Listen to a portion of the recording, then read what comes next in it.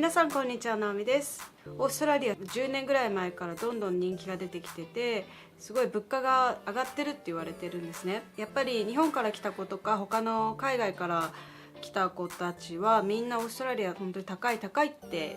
言うんですけど、今日は本当にオーストラリアの物価が高いのか検証してみたいと思います。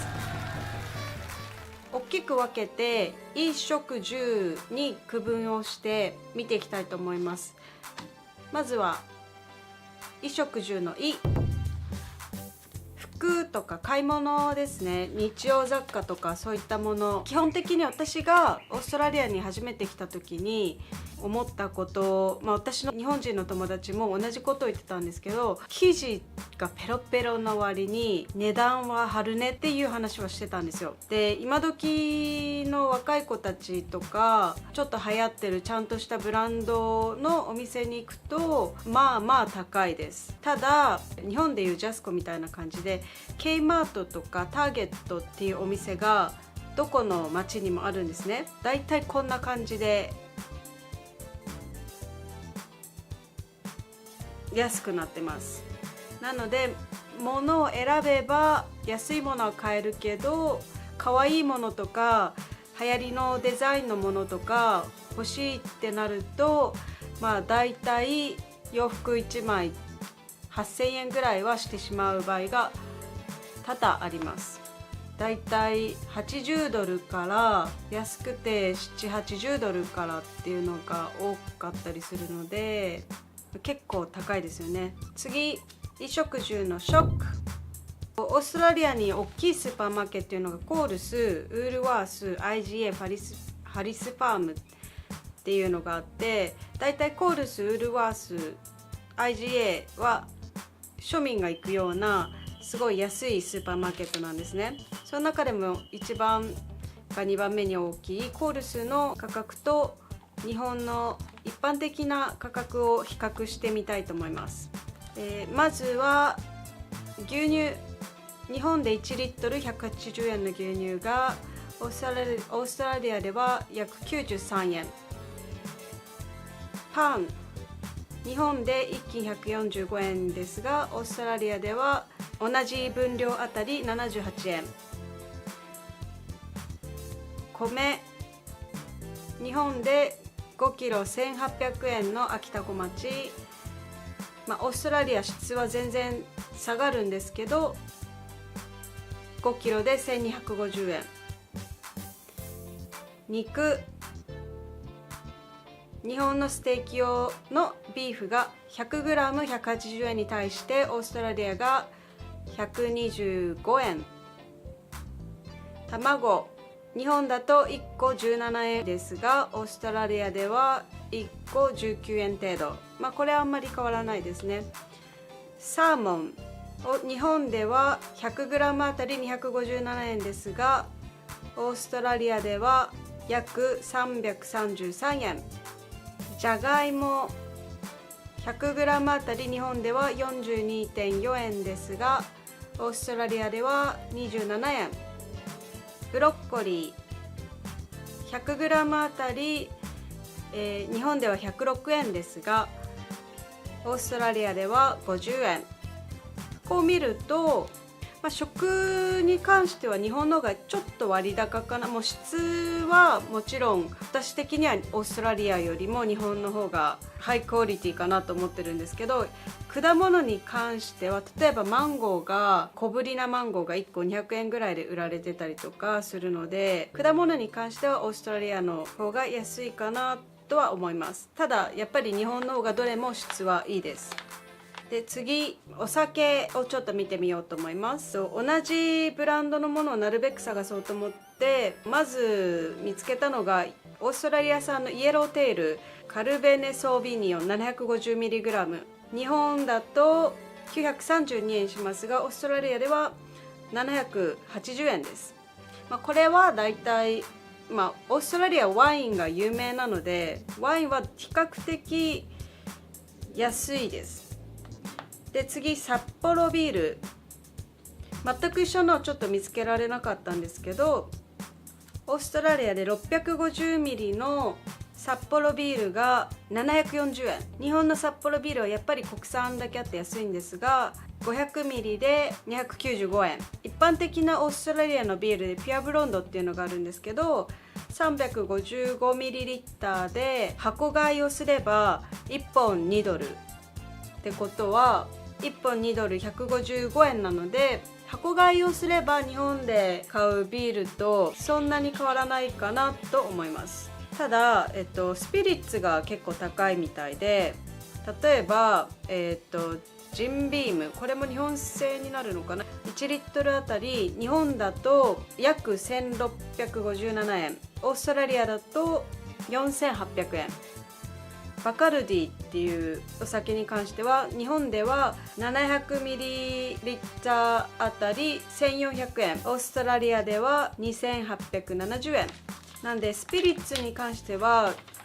多分税金がすごいかかってくるみたいで高いですね。海外から入ってくるもの、お酒に税金がすごいかけられてるのですごい高いみたいです。続いてファストフードをちょっと見ていこうと思うんですけど、マクドナルドのビッグマック、日本だと、バーガー単体で390円、オーストラリアだと455円。M サイズのフライドポテト、日本だと270円、オーストラリア220円。飲み物の M が日本で290円、オーストラリア230円。でドミノピッツァビッグペパロニっていうのが日本だと2500円、オーストラリアだと約1400円。なんでピザに関してまあ安いですね。高いと思ってたんですけど、こっちで食べてて日本が結構高いのにちょっと今びっくりしました。あと価格にはならないと思うんですけど、こっちファミレスみたいな感じでカフェがいっぱいあるんですけど、そこでだいたい朝ごはんにコーヒーを頼むとしたら300円ぐらい。朝ごはん食べるってなったらだいたい800円から1500円ぐらいはかかります。お昼のサンドイッチが、700-800円、サンドイッチって言っても日本のコンビニの軽い感じのサンドイッチじゃなくて、もう結構ぎっしり中が詰まってるようなサンドイッチなので、もう1個でお腹がすごい満腹になるようなサンドイッチです。ディナーに関してはもうピンキリになってしまうんですが、だいたい1人2500円から5000円ぐらいまでが標準的なディナーだと思います。もちろん探そうと思えばすっごい安いところも見つけることはできると思うんですけど、オーストラリアはそんな感じですね。で続いて衣食住の住、これに関しては多分みんなもびっくりすると思うんですけど、まずこの今から言う値段に関しては私の住んでるエリアシドニーなんですが、シドニー近郊になるのでもっと何時間も離れた田舎とか、全然メルボルンとかキャンベラとかゴールドコーストとかパース、あっちの方に行くとまた値段は全然変わってくると思うんですが、今現在の家賃に関しては今から言う通りでだいたい合ってると思います。スチュディオっていうのがあって、それが日本のワンルームと同じような感じ、もう一つの大きい部屋にキッチン、リビング、ベッドルーム全部もう一部屋で仕切りもなくある感じなんですけど、それがだいたい週3万1000円から5万円。これ月じゃないですよ、週ですよ。ワンベッドルーム、日本でいう 1K ですかね。寝室は別、キッチンリビングルームと別にある感じなんですけど、それでワンベッドルームが週3万5000円から7万円。内装が新しくされてたり、交通機関がすごい近かったり、あと海がすごい近かったりとか条件がいいとどんどん上がってきます。で2ベッドルーム、2部屋、リビングとキッチンとは別にお部屋があることなんですけど、2ベッドルームの価格がだいたい4万7000円から高いのは15万円程度週です。3ベッドルーム、3ベッドルームになると価格がぐんと上がって週9万円台から20万円台。入居するときにボンドっていう保証金みたいなのを払わなきゃいけなくって、それがだいたいどこの家主さんも4週間取ってます。だいたい私の住んでるエリアから多分電車で30分行っても値段は多分変わらないだろうと思います。30分1時間で、スチュディオルームっていうのとワンベッドルームっていうのがあんまり需要がないみたいで、オーストラリアではそんなに貸してる家主はいないんですよ。もうワンベッド以上から2ベッドルームっていうのが一番需要があるみたいで、探しやすいくなってます。なんでほとんどの人が2ベッドとか3ベッドとかを借りて、1部屋に2つベッドを置いて友達とシェアしたりで、家で例えば2ベッドのお家だったら 3,4 人でシェアしてたりとか、そういうことをみんな結構社会人でもしてます。それが当たり前ですね。でその他についてなんですけど、電気代、私が今いるところ2人で住んでるところなんですけど、3ヶ月おきに 3,4 万円払ってるので、1月1万円から1万3,000円ぐらい電気代がかかってます。うちはアパートでガスがないので、これ一つで全部料理とかも電気も全部シャワーとかも込みです。でガスはなくて、で水道も実はありません。なんでかっていうと、オーストラリアの法律で家主が水道を払わなきゃいけないっていうのがあるそうなんですよ。なんで借りてるお家の家主さんが全部水道込みの家賃設定をしてくれてるみたいなので、水道というものでは払ってません。でインターネットに関してはアンリミテッドのものでだいたい 5,000 円ぐらい払ってます。でも、45メガバイトのものを使ってるので、100メガバイトとか多分ちょっと大きくなったりすると 7,000 円とかに上がったりすると思います。携帯電話に関してはいろいろ契約とかもあるんですけど、だいたいみんな3,40ドル程度で月アンリミテッドが借りられます。日本だと契約で 7,8,000 円かかって、多分それどうなんだろう、超えたりとかしたらもっと加算されていくと思うんですけど、こっちは全部電話は無限、インターネットに関しては3ギガまでか5ギガまでとか、そういうのでちょっと値段の幅があるんですけど、だいたい3ギガ5ギガあれば外で使う分には十分だと思うので、そうですね、そんな感じです。で交通費に関してなんですけど、まずタクシーをオーストラリアで乗る場合、日中の初乗りがだいたい270円、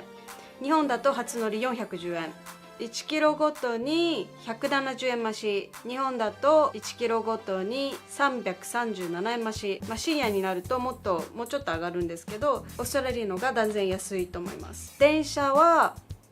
例えば東京から原宿27分ぐらいで行けるみたいなんですけど200円、同じぐらいの距離27分ぐらいで行ける距離、こっちだと191円、大体一緒です。ただもっと長く乗れば乗るほど日本の方が高くって、オーストラリアの方が割安になってきます。例えば東京から八王子まで50分程度で800円なんですが、こっちで50分程度の距離乗ってもだいたい300円いきません。275円。こっちで2時間ぐらいの距離乗っても500円いかないです。470円で、バスも似ていてだいたい近くが178円ぐらい、40分ぐらい乗っても270円ぐらいで、それ以上行っても100円上がるか上がらないかっていう、非常に安いですね。その他ハイウェイとかに関しても、こっちのハイウェイはほぼ無料で、市内に行くと新しく道路ができてたりとかトンネル通ったりとかするのにたまに5、600円かかりましたっていうのはあるんですけど、日本の高速道路みたいに通るたび料金が加算されていくっていうのはないです。なんで今回ちょっといろいろ調べてみて思ったことが、意外に日本の物価が高い。私こっちに来てからオーストラリアすごい高いなって思ってたんですけど、高いのは家賃だけで、家賃もすごい高いんですけど、オーストラリアの最低賃金が18ドル、だいたい1400円っていうのが決まっていて、で平均月収も日本よりちょっと高いんですよ。でも家賃は高いですね。家賃さえもっと安くなってくれればいいんですけど、田舎の方に行って安い物件を探したとしても今度仕事が遠くなっちゃったりとか、なんか不便なこととかが出てきたりとか、そういうのもあるだろうし、日本もそうですけど、あとは外食ですね。例えば日本だと吉野家とか定食屋さんとかすごい安くて美味しい食べ物屋さんが多分いっぱいあると思うんですよ。例えばコンビニでも私生きていけるぐらいすごいコンビニのご飯も美味しいと思うし、でラーメン屋さんとかも美味しいし、